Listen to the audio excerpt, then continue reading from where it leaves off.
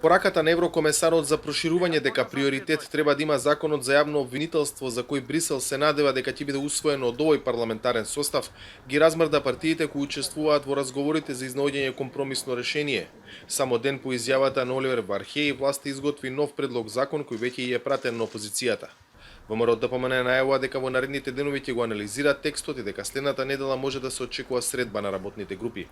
Ова е веќе четврти поред предлог закон за јавно обвинителство со четврти различен текст од претходните три и различен од оној кој што се уште е во собраниска процедура. Повторно се остава еден законски обид за тимот на СЈО, зад кој што останаа прилично многу контраверзи, да бидат удомени на некој начин во тимот на обвинителката Вилма Русковска, која што очигледно сега е замена за Катица Јанева. Опозицијата смета дека иако е кус периодот, сепак има време за усвојување на законот до распуштањето на парламентот закажано за 11 февруари.